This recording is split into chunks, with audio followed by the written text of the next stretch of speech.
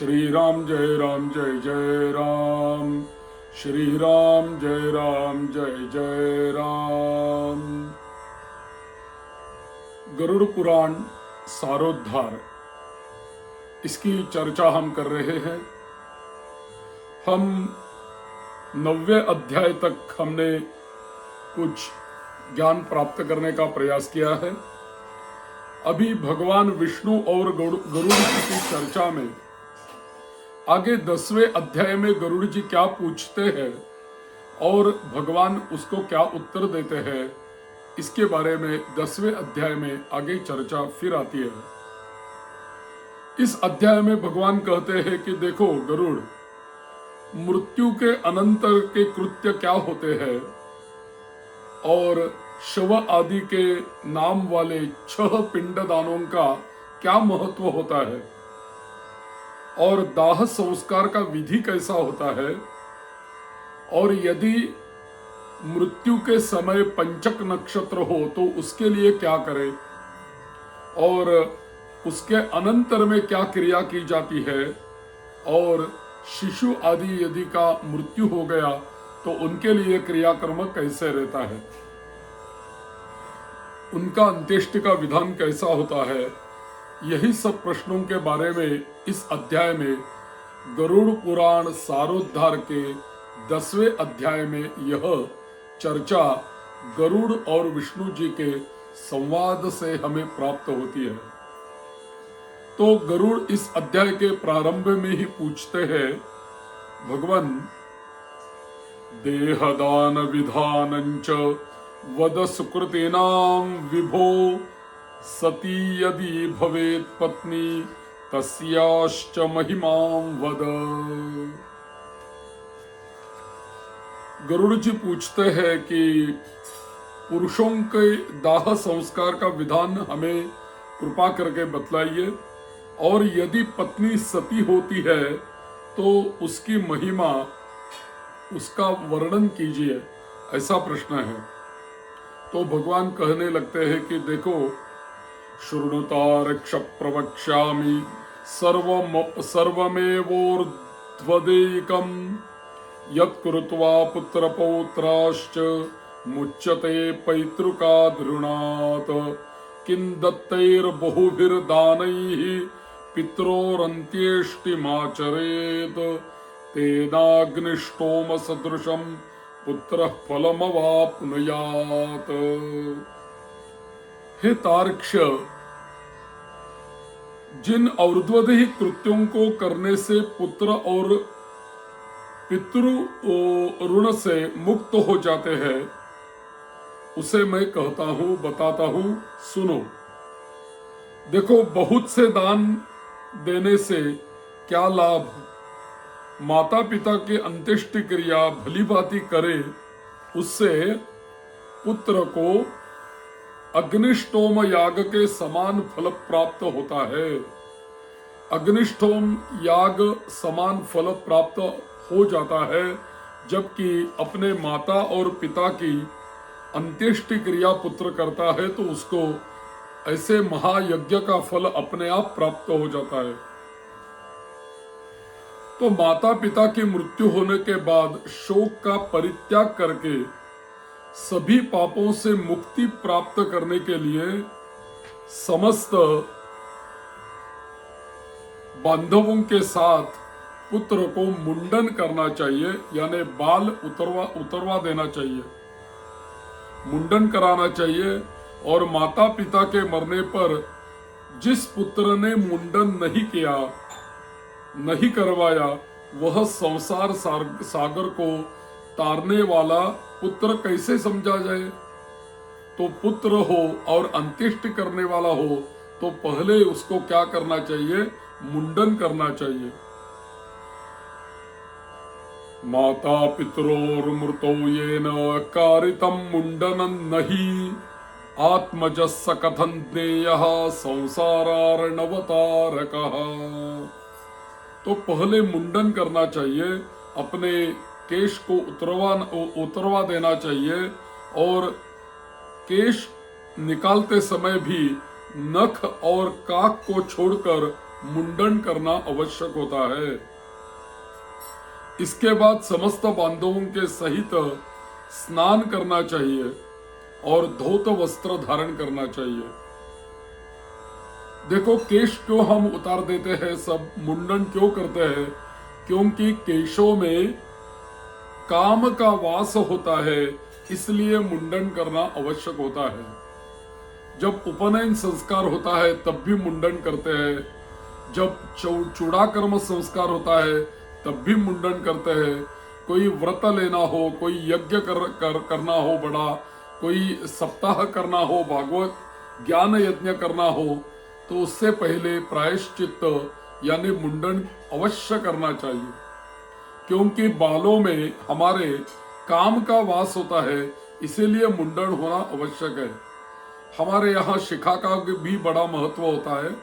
और भी जब आंध्र प्रदेश में तिरुपति बालाजी के भक्त उनके दर्शन के लिए वहां जाते हैं, तब अवश्य वो अपने बाल वहां उतार देते हैं और मुंडन करके ही वापस आते हैं। तो क्यों ऐसा करते हैं? क्योंकि वैकुंठाधिपति बालाजी के दर्शन करने से सब पाप धुल गए, ऐसी उनकी भावना होती है।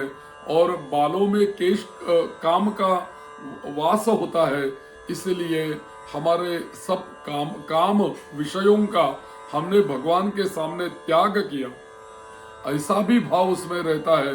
इसलिए केश का मुंडन अवश्य करते हैं। तो पहले केश का मुंडन करे और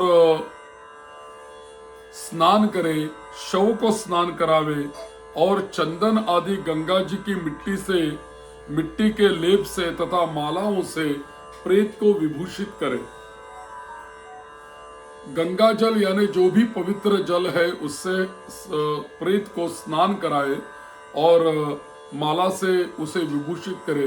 क्योंकि हर जगह पे गंगा जी तो नहीं उपलब्ध होगी और घर में गंगा जी का जल होगा तो थोड़ा होगा। तो प्रेत को स्नान करने के लिए गंगा जल यदि नहीं मिलेगा तो जो भी हमारे पास शुद्ध जल है वही इस्तेमाल करके प्रेत को पहले स्नान करवाना चाहिए और उसे विभूषित करवाना चाहिए, माला पहनानी चाहिए। और उसके बाद नए वस्त्र से ढककर अपसव्य कर नाम गोत्र का उच्चारण करके संकल्प पूर्वक दक्षिणा सहित पिंड दान करना चाहिए, पिंड देना चाहिए। और मृत्यु के स्थान पर शव नामक पिंड को मृत व्यक्ति के नाम गोत्र से प्रदान करना चाहिए। ऐसा करने से भूमि और भूमि के अधिष्ठातृ देवता प्रसन्न होते हैं। इसके पश्चात द्वार देश पर पांथ नामक पिंड मृतक के नाम गोत्रादि का उच्चारण करके प्रदान करे। ऐसा करने से भूतादि कोटि में दुर्गतिग्रस्त प्रेत मृत प्राणी की सदगति में विघ्न बाधा नहीं कर पाते, वो विघ्न बाधा कर ही नहीं सकते। इसके बाद पुत्र वधु आदि शव की प्रदक्षिणा करके उसकी पूजा करे। तब अन्य बांधवों के साथ पुत्र को शव यात्रा के निमित्त कंधा देना चाहिए। अपने पिता को कंधे पर धारण करने से पुत्र अपने ऋण से छुटकारा पाता है। अपने पिता को कंधे पर धारण करके जो पुत्र स्मशान को जाता है वह पग पग पर अश्वमेध यज्ञ का फल पुण्य प्राप्त करता है। और भी पिता अपने कंधे अथवा पीठ पर बैठाकर पुत्र का सदा लालन पालन करता है। उस ऋण से पुत्र तभी मुक्त होता है जब वह अपने मृत पिता को अपने कंधे पर ढोता है, तभी पितृ ऋण से मुक्ति प्राप्त हो जाती है। इसके बाद आगे मार्ग में पहुंचकर भूमि का सम्मार्जन प्रोक्षण करके शव को विश्राम कराए और उसे स्नान कराकर भूत संज्ञक पितर को गोत्र नामादि के द्वारा भूत नामक पिंड पिंड प्रदान करे। इस पिंड प्रदान से अन्य दिशाओं से स्थित पिशाच, राक्षस, यक्ष आदि उस हवन करने योग्य देह की हवनीयता में अयोग्यता नहीं उत्पन्न कर सकते। इसलिए यह पिंडदान देने का विधान कहा गया है। उसके बाद स्मशान में ले जाकर उत्तराभिमुख स्थापित करे।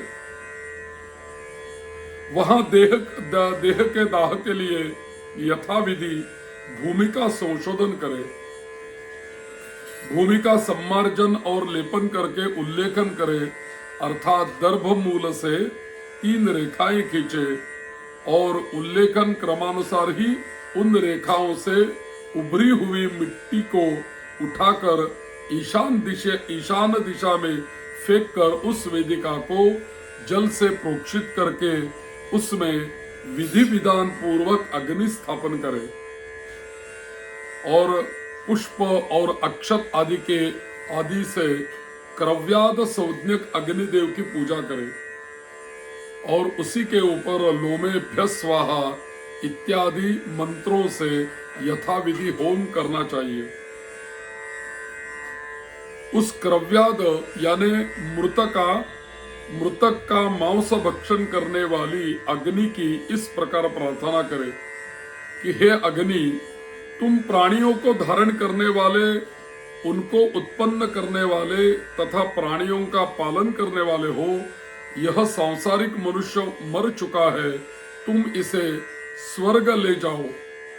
इस प्रकार क्रव्याद संज्ञक अग्नि की प्रार्थना करके वही चंदन, तुलसी, पलाश और पिप्पल की लकड़ियों से चिता का निर्माण करे। चितायां शवहस्ते च प्रेतनाम्ना खगेश्वर चितामोक्ष प्रभृतिकं प्रेतत्वम् उपजायते। चितामारोप्य तं प्रेतं पिंडौ द्वौ तत्र दापयेत। हे खगेश्वर, उस शव को चिता पर रख करके वहां 2 पिंड प्रदान करे। एक पिंड चिता पर तथा दूसरा शव के हाथ में देना चाहिए। चिता में रखने के बाद से उस शव में प्रेतत्व आ जाता है। प्रेत कल्पों को जानने वाले कतिपय विद्वत जन चिता पर दिए जाने वाले पिंड को साधक नाम से संबोधित करते हैं। अतः चिता पर साधक नाम से तथा शव के हाथ पर प्रेत नाम से पिंडदान करे। इत्येवं पंचभिः पिंडैः शवस्याहुति योग्यता अन्यथा चोपघाताय पूर्वोक्तास्ते भवन्ति। इस प्रकार 5 पिंड प्रदान करने से शव में आहुति योग्यता संपन्न होती है, अन्यथा स्मशान में स्थित पूर्वोक्त पिशाच, राक्षस तथा यक्ष आदि उसकी आहुति योग्यता के उपघातक होते हैं। तो यह पिंडदान क्यों किया जाता है? क्योंकि स्मशान में जो रहने वाले होते हैं, पिशाच होते हैं, राक्षस होते हैं, यक्ष होते हैं, वह सब प्रेत को आहुति योग्य नहीं बनाते। लेकिन यदि हम पिंडदान करेंगे तो प्रेत को आहुति योग्य वो बना देते हैं। प्रेत के लिए 5 पिंड देकर हवन किए हुए उस क्रव्याद अग्नि को तिनकों पर रखकर यदि पंचक न हो तो पुत्र अग्नि प्रदान करे। यह पंचक क्या होता है? हमारे यहाँ 27 नक्षत्र है, उनमें से 5 नक्षत्र पंचक कहलाते हैं, जैसे कि धनिष्ठा नक्षत्र, शतभिषा नक्षत्र, पूर्वा भाद्रपदा नक्षत्र, उत्तरा भाद्रपदा नक्षत्र और रेवती नक्षत्र। इन पंचक नक्षत्र जो होते हैं इनको पंचक नक्षत्र कहते हैं और इन नक्षत्रों के स्वामी क्रमशः वसु, वरुण, अजचरण, अजयकपाद, अहिर्बुध्य और पूषा होते हैं। पंचक में जिसका मरण होता है उस मनुष्य को सद्गति नहीं प्राप्त होती, इसलिए पंचक शांति का भी विधान हमारे यहाँ कहा गया है। लेकिन यह पंचक शांति हम सूतक समाप्त होने के बाद कर सकते हैं। लेकिन यदि किसी की पंचक नक्षत्र के ऊपर मृत्यु हो गई तो पुत्तल विधि करने का विधान है। तो पहले दिन प्रेत दाह करते समय पुत्तल विधि अवश्य करें और सूतक समाप्ति के बाद यानी 12वें दिन के ऊपर यह पंचक शांत अवश्य करें। उसका दाह पंचक के ऊपर उसका दाह पुत्तल विधि के बिना नहीं करना चाहिए, अन्यथा उस नक्षत्र का ऐसा फल बताया गया है कि बाद फिर कुल में या गोत्र में ऐसी मृत्यु जैसी घटनाएं फिर घट सकती है।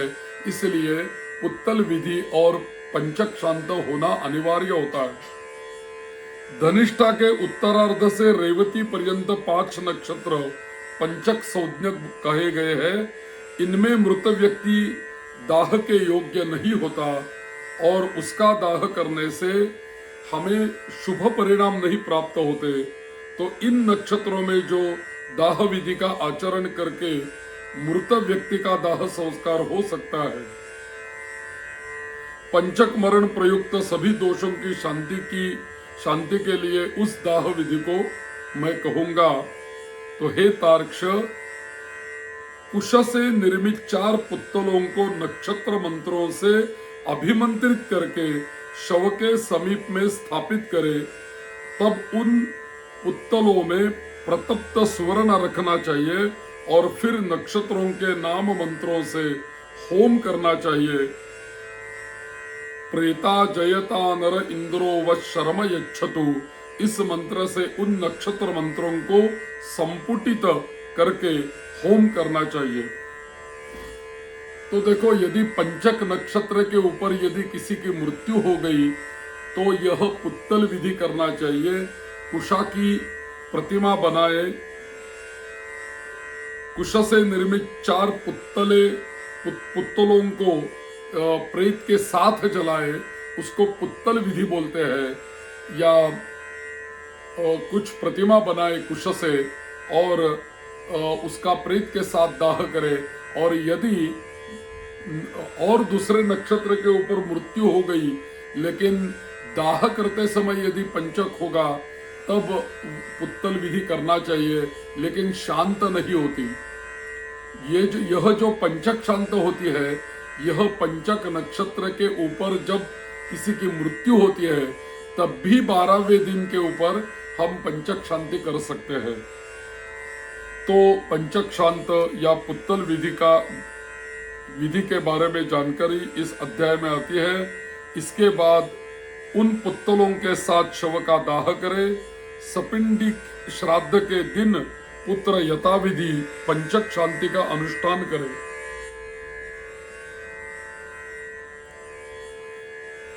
ब्रह्म पुराण के एक वचन के अनुसार पंचकों में मृत मनुष्य के साथ दाह हेतु दर्भ की ही 5 प्रतिमाएं पुत्तले बनाकर उन्हें सफेद ऊन के धागे से लपेटकर और जौ के आटे से उनका लेपन करके उनमें क्रमशः प्रेतवाह, प्रेत सख, प्रेतप, प्रेत भूमिप और प्रेत हरता, इन 5 नाम मंत्रों से आवाहन पूजन करके उनमें से प्रथम को प्रेत के सिर में, दूसरे को नेत्र में, तीसरे को वाम कुक्षी में, चौथे को नाभि में और 5वें को पैरों में रखकर घृत होम के पश्चात शवदाहन करना चाहिए, शवदाह करना चाहिए।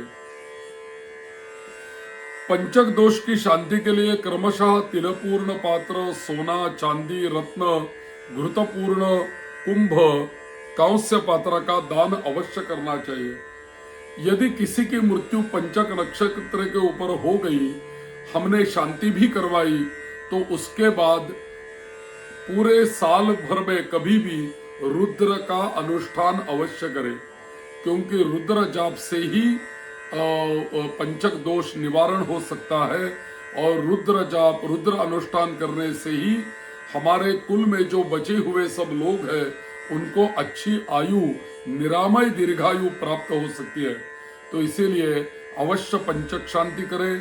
बाद में लघु रुद्र या महारुद्र ऐसा अनुष्ठान रुद्र का रखे, और तिल पात्र का दान करे, घृत कुंभ दान करे। और भी कहा गया है कि अन्य प्रयोगों में, अन्य यज्ञों में हम घृत में या घी में हमारा जो मुख है उसका अवलोकन करते हैं, लेकिन पंचक शांति के बारे में ऐसा लिखा है कि तैल में हमारा मुख को दर्शन करना चाहिए, अवलोकन करना चाहिए। तैलावलोकन ऐसा उसको बोलते हैं। आज्यावलोकन, तो आज्य में यदि हम, घी में यदि हम हमारे मस्तक को या चेहरे को देखेंगे तब भी हम शांति में कर सकते हैं। लेकिन पंचक शांति में तैल में हमारे चेहरे का अवलोकन अवश्य करें, क्योंकि यहाँ तैलावलोकन कहा गया है, आज्यावलोकन नहीं। और शांति विधान करके जो शवदाह करता है उसे पंचक जन्य कोई विघ्न, बाधा नहीं होती, और प्रेत भी सदगति को प्राप्त हो जाता है। तो इस प्रकार पंचक में मृत व्यक्ति का दाह करना चाहिए, और पंचक के बिना मरने पर केवल शव का दाह करना चाहिए। यदि मृत व्यक्ति की पत्नी सती हो रही हो तो उसके दाह के साथ ही शव का दाह करना चाहिए। देखो, ये सती जो विधान है वो पुराने जमाने में होता था, और अपने पति के साथ कोई भी पतिव्रता नारी सती जाती थी। लेकिन बहुत साल हो गए कि ये परंपरा, ये प्रथा हमारे यहाँ बंद हो गई है। लेकिन यहाँ तो गरुड़ पुराण में इस विषयों के बारे में थोड़ी चर्चा आती है। तो यहाँ ऐसा कहा गया है कि अपने पति के प्रिय संपादन में संलग्न पतिव्रता नारी यदि उसके साथ परलोक गमन करना चाहे तो पति की मृत्यु होने पर स्नान करके और अपने शरीर को कुंकुम, अंजन, सुंदर वस्त्रादि अलंकृत करके ब्राह्मणों और बंधु बांधवों को दान करे और गुरुजनों को प्रणाम करके तब घर से बाहर निकले, और इसके बाद देवालय मंदिर जाकर भक्ति पूर्वक भगवान विष्णु को प्रणाम करे। तदनंतर अपने सखियों को श्रीफल देकर दाह के लिए आज्ञा प्रदान करे और शरीर दाह को गंगा जल में स्नान के समान मानकर अपना शरीर जलाए। ऐसा सती के लिए यहाँ कहा गया है। लेकिन पुराने जमाने में हमारे यहाँ सती होना स्त्री की इच्छा पर निर्भर करता है। सती के नाम पर बलात् दाह करने का विधान हमारे यहाँ बिल्कुल नहीं है। जैसे कि हमारे यहाँ कौशल्या, दशरथ पत्नी, पांडु पत्नी, कुंती तथा जड़भरत की सापत्ना माता आदि के सती न होने के उदाहरण हमारे यहाँ प्राप्त होते हैं। तो सती होना स्त्री की इच्छा पर निर्भर होता है। यदि स्त्री की इच्छा नहीं हो तो सती जाना अनिवार्य नहीं होता। यदि स्त्री की इच्छा हो तो सती जा सकती है, लेकिन यदि न इच्छा हो तो नहीं जा सकती। उसका कोई कंपल्शन नहीं है, वो इच्छा के ऊपर निर्भर होता है। उसमें भी बालापत्याश्च गर्भिण्यो यदृष्ट ऋतवस्तथा रजस्वला राजसुते नारोहन्ति चितां शुभे। हमारे यहाँ ऐसा कहा गया है कि कल्याणमयी राजपुत्री जिसकी संतान बहुत छोटी हो, जो गर्भवती हो, जिन्होंने अभी ऋतुकाल न देखा हो तथा जो रजस्वला हो, ऐसी स्त्रियां पति के साथ चिता पर नहीं चढ़ती, उनके लिए चितारोहण का निषेध किया गया है। इसलिए सर्व प्रयत्न पूर्वक मन, वाणी और कर्म से जीवितावस्था में अपने पति की सदा सेवा करनी चाहिए। यही तो पतिव्रता का धर्म होता है। और इतनी सेवा करनी चाहिए कि जीवन में ही वो पति से संलग्न होकर बाद में अपना पति मरने के उपरांत वो अनुगमन करना चाहती है तो अनुगमन कर सकती है। लेकिन जीवन जीते समय यदि पति की सेवा न हो, अपने मन, वाणी और कर्म से पति की नहीं सेवा करती और बाद में सती जाती, ऐसा नहीं हो सकता। इसीलिए सती का जो विधान है वो पुराने जमाने में होता था। इसके बारे में थोड़ी चर्चा इस अध्याय में आई है, इसलिए मैंने आपको कही है। और बाद में शव को पूरे या आधा जलने पर उसका मस्तक जब जल जाता है, या वो पुराने जमाने में क्या करते हैं, कपाल मोक्ष करते थे, यानी आधा जला हुआ मस्तक जो अपने पिता का होता था चिता के ऊपर, उसको लंबी लकड़ी से तोड़ते थे, फोड़ते थे। और ऐसा इस क्रिया को कपाल मोक्ष कहते थे। और गृहस्थों के मस्तक को काष्ठ से और यति के मस्तक को श्रीफल से फोड़ देने का हमारे यहाँ कहा गया है। यह भी क्रिया पुराने जमाने में होती थी, अभी यह क्रिया नहीं हो पाती, लेकिन ऐसा कहा है। लेकिन यहाँ क्या करते हैं कि जब मस्तक का जलन होता है, मस्तक फूट जाता है चिता में, तो एक कुंभ लेते हैं अपने कंधे के ऊपर, उसमें पानी लेते हैं और पानी लेकर उसको 3 छिद्र बनाते हैं और प्रेत को, जलते हुए प्रेत को उल्टी परिक्रमा करते हैं। 3 परिक्रमा करते हैं, 3 छिद्र होते हैं। और उसके बाद 3 परिक्रमा होने के बाद वह जो कुंभ होता है अपने कंधे के ऊपर, वो पीछे ढकेल देते हैं और वो नीचे अश्मा के ऊपर जाके गिरता है और पूरा फूट जाता है।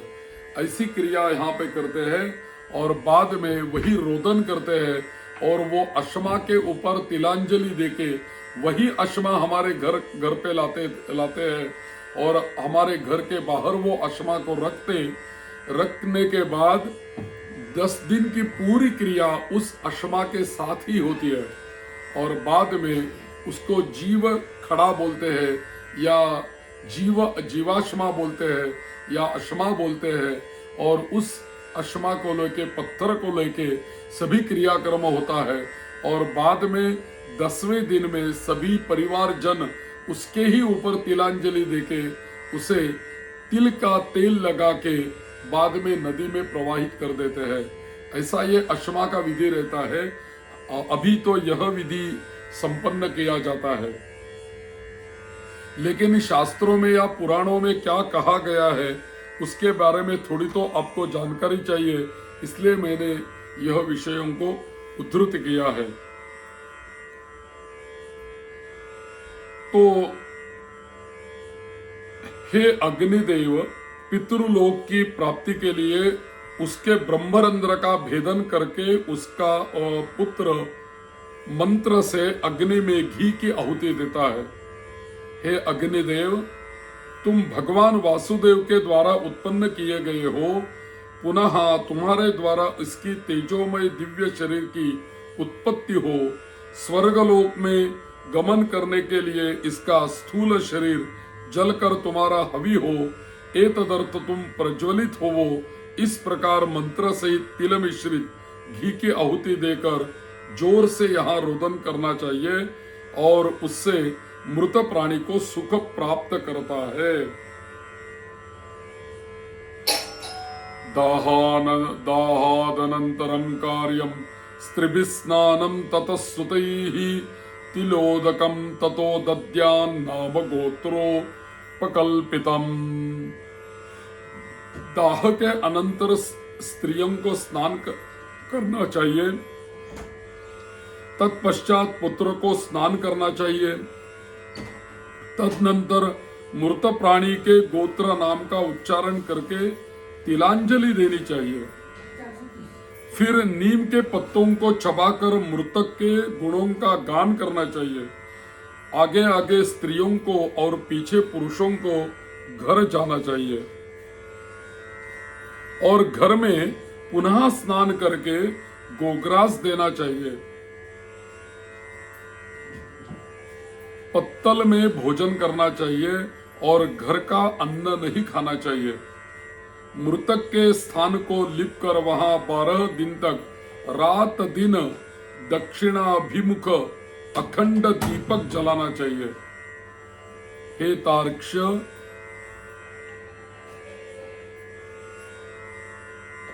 सूर्येस्तमागते तार्क्ष्यो श्मशाने वा चतुष्पथे दुग्धं च मृण्मये पात्रे तोयं दद्याद्दिनत्रयम्।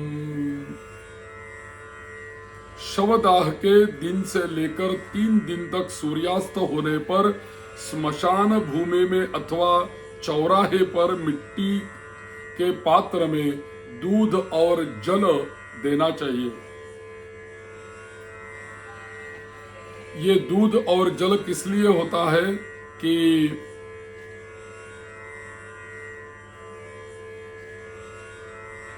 दूध और जल भरे हुए कच्चे मिट्टी के पात्र घड़ा आदि को रखकर यह मंत्र होता है वहां, तुम स्मशान की आग से जले हुए हो, बांधवों से परित्यक्त हो, यह जल और दूध तुम्हारे लिए है, इसमें स्नान करो और इसे दूध को पियो।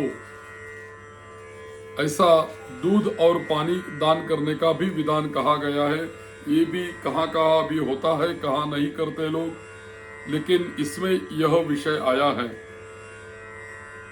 यह दूध और जल पृथक पृथक पात्रों में रखना चाहिए और चौथे दिन अस्थि संचय करना चाहिए और निषिद्ध वार तिथि का विचार करके निरग्निक को तीसरे अथवा दूसरे दिन अस्थि संचयन करना चाहिए। अस्थि संचयन के लिए स्मशान भूमि में जाकर स्नान करके पवित्र हो जाए, उसका सूत्र लपेटकर और पवित्र धारण करके स्मशान वासियों भूतादि के लिए पुत्र को यमायत्वा इस मंत्र से माश की बलि देनी चाहिए और 3 बार परिक्रमा करनी चाहिए। और हे खगेश्वर, इसके बाद चिता स्थान को दूध से सींच कर जल से सींचे, तदनंतर अस्थि संचयन करे और उन अस्थियों को पलाश के पत्ते पर रखकर दूध और जल से धोए और पुनः मिट्टी के पात्र पर रखकर यथाविधि श्राद्ध पिंडदान करे और उसी श्राद्ध में त्रिकोण स्थंडिल बनाकर उसे गोबर से लीपे और दक्षिणामुख होकर स्थंडिल के तीनों कोनों पर 3 पिंड प्रदान करे। श्मशानस्थ क्रव्याद देवों को बलि प्रदान करके पश्चात 3 पिंड प्रदान करने का विधान है। एवं दत्वा बलिंचैव दद्यात् पिंडत्रयं बुधः एवं श्मशानवासिभ्यः प्रेतायैव तु मध्यमं तृतीयं तत्सखिभ्यश्च दक्षिणा संस्थमादरात्।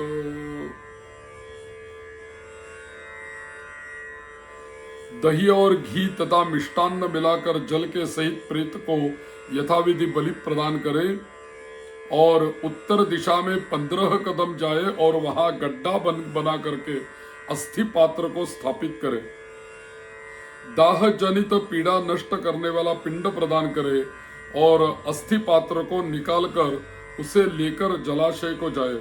वहां दूध और जल से उन अस्थियों को बार बार प्रक्षालित करके चंदन और कुमकुम से विशेष रूप से चर्चित करे, लेपित करे और फिर उन्हें दोनों में रखकर हृदय और मस्तक में लगाकर उसकी परिक्रमा करे तथा उन्हें नमस्कार करके गंगा जी में वह अस्थि विसर्जित करे, छोड़ दे।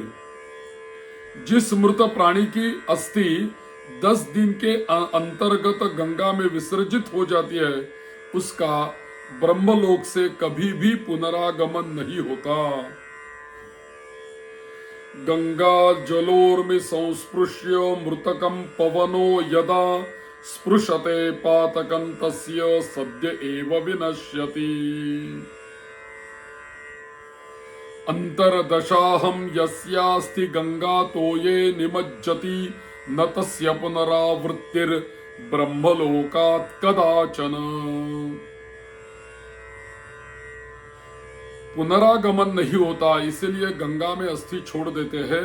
गंगा जल में मनुष्य की अस्थि जब तक रहती है उतने 1000 वर्षों तक वह स्वर्गलोक में विराजमान रहता है। यावद अस्थि मनुष्यस्य गंगा तोयेषु तिष्ठति तावद वर्ष सहस्राणि स्वर्गलोके महीयते। गंगा जल की लहरों को छूकर हवा जब मृतक का स्पर्श करती है तब उस मृतक के पातक तत्क्षण ही नष्ट हो जाते हैं। जैसे महाराज भगीरथ उग्र तप से गंगा देवी की आराधना करके अपने पूर्वजों का उद्धार करने के लिए गंगा देवी को ब्रह्मलोक से भूलोक ले आए थे, तो सगर के पुत्रों को स्वर्ग में पहुंचा दिया। उन गंगा जी का पवित्र यश तीनों लोक में विख्यात है। मनुष्य अपनी पूर्वावस्था में पाप करके मर जाते हैं, उनकी अस्थियों को यदि गंगा में छोड़ने पर वे स्वर्गलोक चले जाते हैं। किसी महाअरण्य में सभी प्राणियों की हत्या करने वाला कोई व्याध सिंह के द्वारा मारा गया और जब वह नरक को जाने लगा तभी उसकी अस्थि गंगा जी में गिर पड़ी, जिससे वह दिव्य विमान पर चढ़कर देवलोक में चला गया। ऐसी कथा आती है। तो इसीलिए सत्पुत्र को अवश्य करना चाहिए। अतः स्वयं ही सत्पुत्रो गंगायाम अस्थि पातयेत अस्थि संचयनादूर्ध्वं दशगात्रम समाचरेत। और अस्थि को गंगा जी में विसर्जित करना चाहिए और अस्थि संचयन के अनंतर दशगात्र विधि का अनुष्ठान करना चाहिए। यदि ऐसा कभी होगा, कोई विदेश में या वन में चोरों के भय से मरा हो और उसका शव प्राप्त न हुआ हो, तो जिस दिन उसके निधन का समाचार सुने उसी दिन कुशका पुत्तल बनाकर पूर्व विधि के अनुसार केवल उसी का दाह करे और उसी की भस्म को लेकर गंगा जल में विसर्जित करे। दशगात्रादि कर्म भी उसी दिन से आरंभ करना चाहिए और संवत्सरिक श्राद्ध में भी उसी सूचना प्राप्त होने वाले दिन को ग्रहण करना चाहिए। यदि गर्भ की पूर्णता हो ऐसी पूर्णता हो जाने के अनंतर नारी की मृत्यु हो गई तो उसके पेट को चीर कर बालक को निकाल दे, और यदि वह भी मर गया हो तो उसे भूमि में गाड़कर केवल मृत स्त्री का दाह करना चाहिए। गंगा के किनारे मरे हुए बालक को गंगा जी में ही प्रवाहित कर देना चाहिए और अन्य स्थान पर मरे 27 महीने तक के बालक को भूमि में गाड़ देना चाहिए। इसके बाद की अवस्था वाले बालक का दाह संस्कार करे और उसकी अस्थियां गंगा जी में विसर्जित करे तथा जलपूर्ण कुंभ प्रदान करे एवं केवल बालकों को ही भोजन कराए। गर्भ के नष्ट होने पर गर्भस्थ शिशु के उद्देश्य से उसकी कोई क्रिया नहीं हो जाती, पर शिशु दांत निकलने के पूर्व की अवस्था वाले बच्चे, उनके मरने पर उसके लिए दुग्ध दान अवश्य करना चाहिए। और बालक यदि चूड़ाकरण से पूर्व या 3 वर्ष की अवस्था वाले मरने पर उसके लिए जलपूर्ण घट का दान करना चाहिए और खीर का भोजन कराना चाहिए। कुमार के मरने पर कुमार बालकों को भोजन कराना चाहिए और उपनीत पौगंड अवस्था के बच्चे के मरने पर उसकी अवस्था में उसी अवस्था के बालकों के साथ ब्राह्मणों को भोजन कराए। 5 वर्ष की अवस्था से अधिक अवस्था वाले बालक की मृत्यु होने पर वह चाहे उपनीत यज्ञोपवीत संस्कार संपन्न हो अथवा अनुपनीत जिसका यज्ञोपवीत न हुआ हो, पायस और गुड़ के 10 पिंड क्रमशः प्रदान करने चाहिए और पौगंड अवस्था के बालक की मृत्यु होने पर वृषोत्सर्ग तथा महादान की विधि को छोड़कर एकादशाह तथा द्वादशाह की क्रिया का संपादन करना चाहिए। पिता के जीवित रहने पर पौगंडावस्था में मृत बालक का सपिंडन श्राद्ध नहीं होता, अतः 12वें दिन उसका केवल एकोद्दिष्ट श्राद्ध करे। स्त्री और शूद्र के लिए विवाह ही व्रतबंध स्थानीय संस्कार कहा गया है। व्रत अर्थात उपनयन के पूर्व मरने वाले सभी वर्णों के मृतकों के लिए उसकी अवस्था के अनुकूल समान क्रिया करनी चाहिए। जिसने थोड़ा कर्म किया हो, थोड़े विषयों से जिसका संबंध रहा हो, कम अवस्था हो और स्वल्प देह वाला हो, ऐसे जीव के मरने पर उसकी क्रिया भी स्वल्प ही होनी चाहिए। किशोर अवस्था के और तरुण अवस्था के मनुष्य के मरने पर शय्यादान, वृषोत्सर्गादि, पददान, महादान और गोदान आदि क्रिया करनी चाहिए।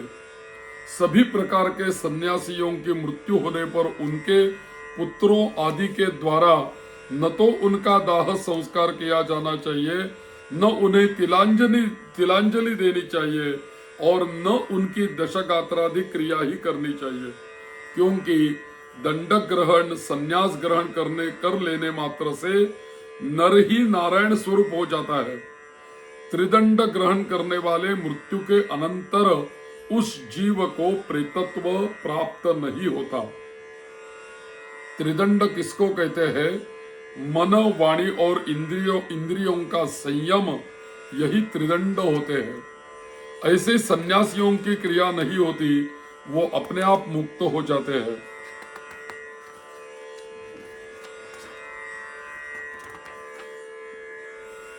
ज्ञानी जन तो अपने स्वरूप का अनुभव कर लेने के कारण सदा मुक्त ही होते हैं, इसलिए उनके उद्देश्य से दिए जाने वाले पिंडों को भी उन्हें आकांक्षा नहीं होती,